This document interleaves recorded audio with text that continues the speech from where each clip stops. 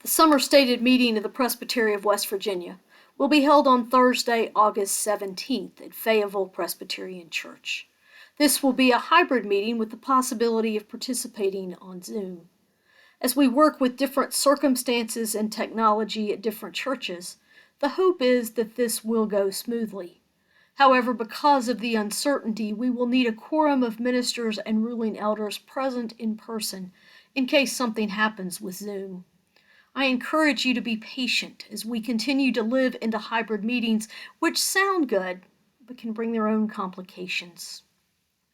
I'm Susan Sharp Campbell, Associate for Educational Ministry for the Presbytery, and in this video I will be walking through the advanced packet and providing an overview of the work we will be about on the 17th. The packet was emailed out on August 7th, or it can be found at www.wvpresbytery.org. Please plan to attend the meeting prepared by reading through the packet in the entirety prior to the meeting. But don't plan to come to the meeting with your mind made up as to how you will vote. We believe that as we gather in councils such as this, the Spirit of God moves among us, speaking to and through us in the voices of others as well as within us, guiding us to discern God's way for us as we listen to reports and make decisions together. So come informed as to the business and open to where the Spirit might lead us together on the 17th. At each meeting, we engage in mission by bringing items designated by the host church to assist with one of their missions. For this meeting, we've been asked to provide unscented diapers sizes 4 to 7, pull-ups sizes 4T to 5T, baby wipes, and Similac and/or Enfamil formula for the Gabriel Project of West Virginia, which assists families in need from the 9th month of pregnancy until the baby's 4th birthday. On the 17th, please plan to arrive at the church between 9 and 10 so you'll have time to check in, pick up your name tag, and pay for lunch if you've not already done so, as well as to enjoy the refreshments and a time of fellowship. If you're joining by Zoom, plan to log in between 9:30 and 10 a.m., and please be sure that your name shows on your screen so those taking attendance can note your presence. If more than one of you are sharing a screen, please put both names on the screen. At this point, I would encourage you to pause the video and download the advanced pack if you've not already done so. Then you can follow along as I walk through it. You'll notice it is a considerable number of pages. If you'll be in person for the meeting, you will need to download it to a device you will have with you for the meeting, as bandwidth is not available for everyone to have their phones or tablets on at the same time. If you need a printed copy, they are available only if you call 304-744-7634 or email office@wvpresbytery.org no later than Monday, August 14th. If you're on Zoom, you may want to print the docket and the worship bulletin in advance so you can reference them. Other options to best participate on Zoom might be to download the packet to a second device, or plan to divide your screen so you can see the Zoom screen and see the reports under consideration at the same time. Looking at the packet itself, you'll note it's divided into 3 sections: the docket with the agenda and committee reports, the worship bulletin, and flyers on upcoming events in the Presbytery. The docket for the meeting is on pages 1 and 2 and sets forth the order in which business will be taken up. The asterisks by several items indicate that they are an order of the day and will be taken up at the designated times, even if doing so means we have to come back to something later. The meeting will be called to order at 10 a.m. by David Lee, pastor of Marlinton Presbyterian Church and moderator of the Presbytery. The first item of business will be welcoming new minister members in the Presbytery. These include Steve Elderbrock, pastor at Bridgeport Presbyterian Church, and Julie Olt, pastor at Old Stone Presbyterian Church. New corresponding members, that is, ministers of Word and Sacrament who are members of other presbyteries attending this meeting, will be introduced and seated, that is, given the right to speak if there are any present. Ruling elders who are attending Presbytery for the first time as commissioners will also be recognized, including any attending by Zoom. At this point in the meeting, the presence of a quorum will be announced if there's one present. A quorum for this meeting is 15% of ministers of word and sacrament, or 16, and 15% of our churches represented by a ruling elder, or 18. Once a quorum is noted, the docket for the day will be approved, followed by the consent agenda. On the consent agenda, you'll find items that those planning the meeting have identified as not likely to be discussed, so we take these items up together. However, if any voting member wants to discuss or hear more about any one item, it can be removed with a simple request to do so.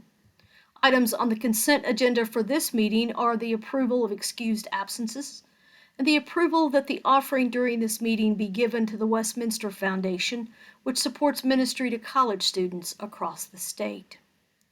Temporary clerks will be appointed by the moderator to count any votes other than voice votes, and to pass out anything that needs to be distributed during the meeting.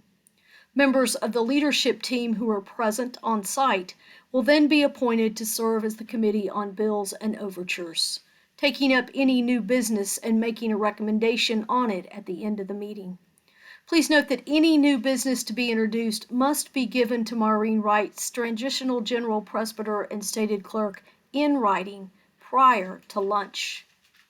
At each presbytery meeting, there's a time in the morning for an educational focus. For this meeting, Emily Swanson of Holy Cow Consultants will be sharing information about the process she will be using to assist the presbytery to discern what God is calling the presbytery to be and do in the coming years. Following a time for announcements, we will then join together in a time of worship, during which we will be celebrating the sacrament of the Lord's Supper. If you're joining by Zoom, I encourage you to have some sort of bread and beverage with you as we worship. You will find the worship bulletin following page 42 in the advance packet. At the end of the bulletin, you will find information on who will be leading us in worship and the resources used in the creation of this service.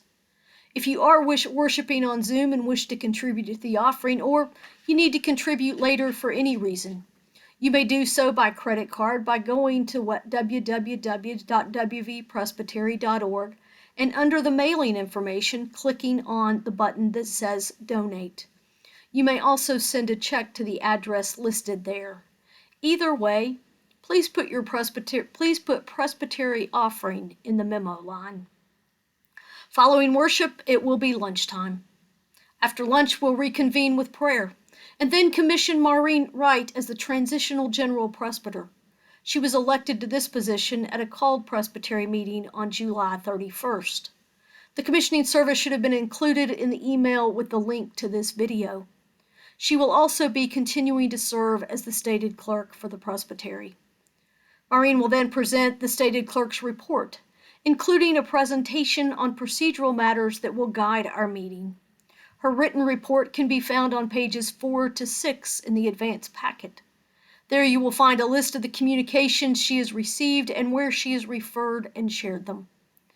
The recommendation there regarding excused absences will most likely have been covered on the consent agenda. And in light of the Constitution of the PCUSA requiring balance in the number of ruling elders and ministers of word and sacrament voting at presbytery meetings, you will find a statement at the conclusion of the stated clerk's report indicating that we do not have a significant imbalance, with more ruling elder commissioners available than ministers. On page 5 of the advance packet, you'll find the procedural matters that guide us as we meet together. At this point, the stated clerk will also review the ways in which Zoom participants will be recognized. Looking more closely at the procedural matters, Section A lifts up principles of parliamentary law which include courtesy to all, one item at a time, majority rule, respect the rights of the minority, justice for all and partiality for none. These are all ways to show respect for one another as we seek to discern where God is leading us as we make decisions. In general, it's a good guide for how we work and play well with others as we gather in community. As items are discussed, pro and con speakers will alternate, with individuals being asked to identify their position. When one person has spoke on a pending question, all others wishing to speak will be heard before that person may speak a second time. It takes special permission for anyone to speak on the same question more than twice. Section B contains provisions from the Presbytery's manual that guide us, including who has the ability to speak, called having voice, and who has the ability to speak and vote. Section 3 sets forth the procedural rules we follow. These include everyone speaking for whatever reason needs to go to a microphone, and when called on by the moderator, share your name, your church, and your relationship to the presbytery, if not representing a church. If you're on Zoom and wish to speak, you'll need to raise your electronic hand or place a request in chat. We will make every effort to recognize those attending on Zoom. Please don't assume that everyone can hear you from where you sit, or that everyone knows who you are.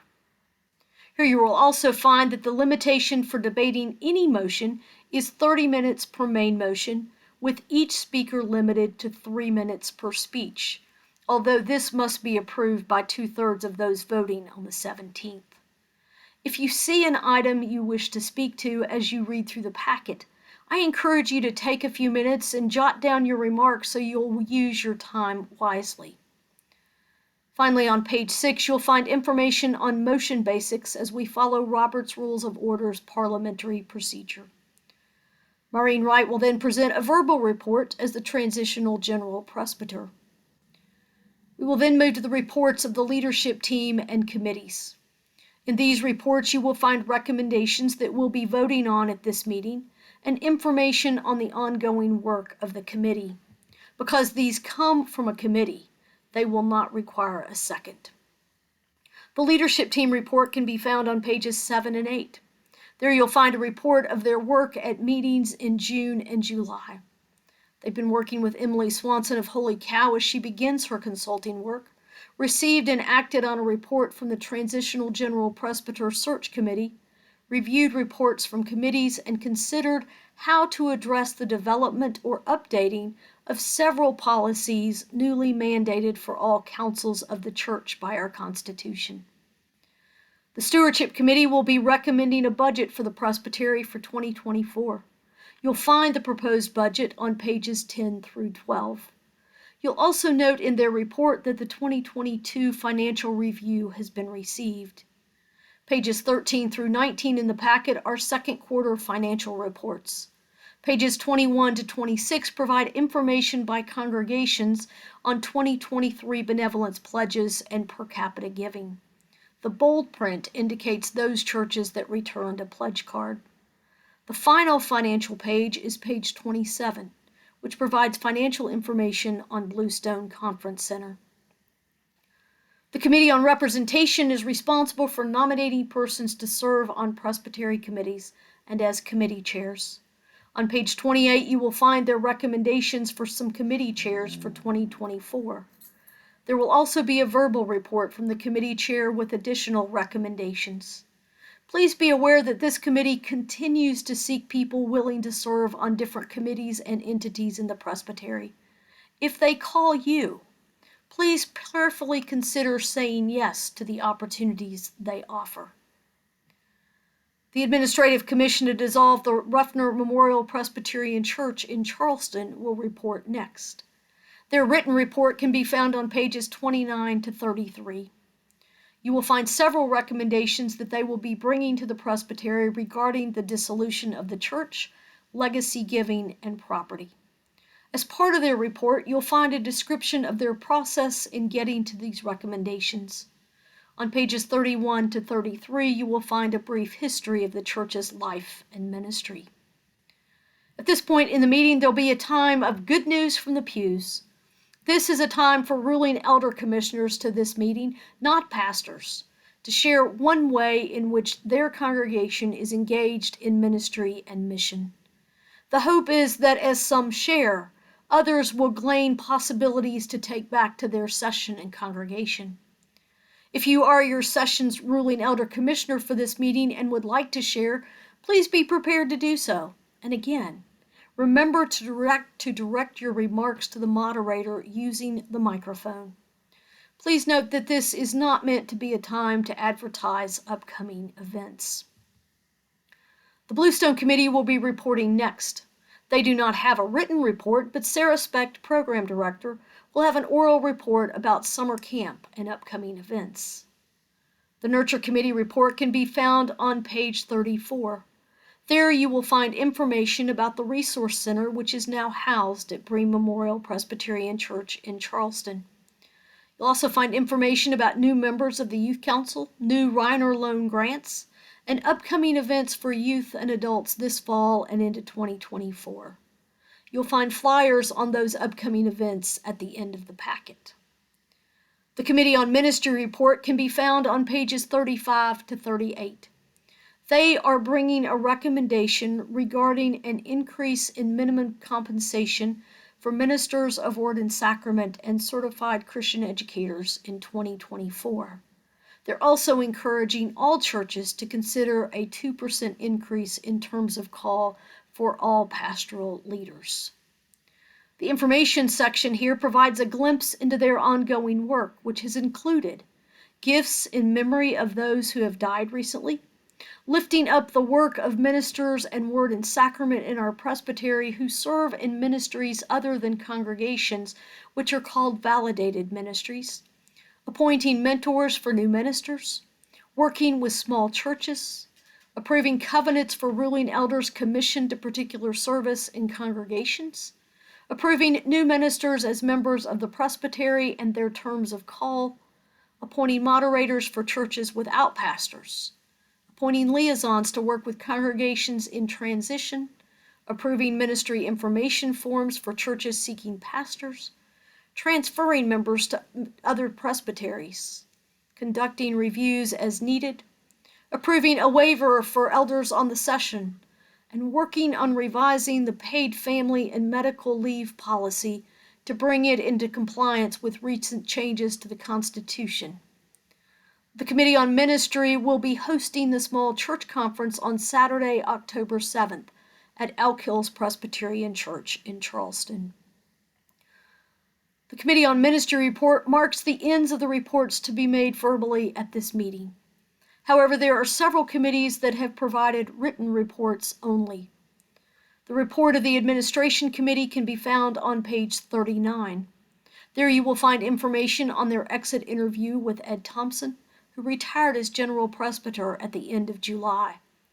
It also notes ongoing work since the sale of the Presbytery building and their planned review of the personnel policy. The Vocations Committee report can be found on page 40. There you will find that they have changed the shared cost of psychological career testing so that the presbytery will pay half rather than a third for id choirs. You will note that another authorized lay preacher commissioned pastor preparation program will begin with Presby Prep in January 2024 if there's sufficient interest. You'll find an opportunity on this at the end of the packet. Please note that this Presby Prep is not limited to those who wish to become commissioned pastors, but is open to any who might be interested in learning more about being Presbyterian and Reformed. The committee also reports its support of a recent commissioned pastor, ALP retreat, and the ongoing support of inquirers and candidates under the care of this presbytery. The final report is that of the trustees on page 41.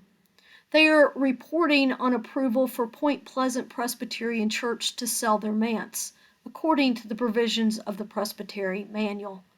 They're also working with Davis Memorial Presbyterian Church in Gassaway regarding possible designation on the national list of historic places. As you continue through the packet, you will find an evaluation form on page 42 for this meeting. Your feedback is important for those planning future meetings, so I encourage you to complete an evaluation form. You may do so in one of several ways. You may print that page in the packet, take it with you, complete it before you leave the meeting, and turn it in. Or you may print a hard copy after you get home, complete it, and send it in. Or you may want to wait until you get it in an email. Type your responses in on your computer and submit it. Whichever way you choose, please choose to complete and return that evaluation form. After the evaluation form is the worship bulletin. After the bulletin, there's a section entitled Flyers. These contain information on upcoming events and are meant to be shared with those on your session and in your congregation.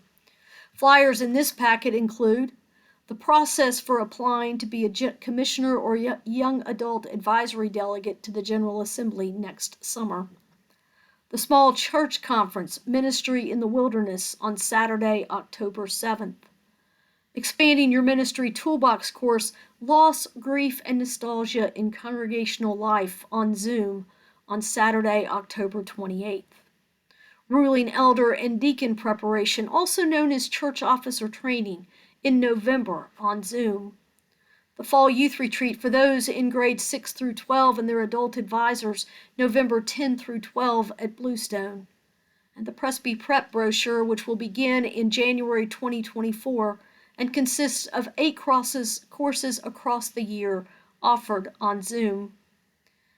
If there's no new business given to the stated clerk before the lunch break, we will then move to adjourn and the moderator will send us out with a benediction. However, while the benediction ends the meeting, please note that the work of ministers and elder commissioners continues as you share the work of the presbytery we've done at this meeting with your session and congregation. And please don't forget to share the flyers with any who might be interested.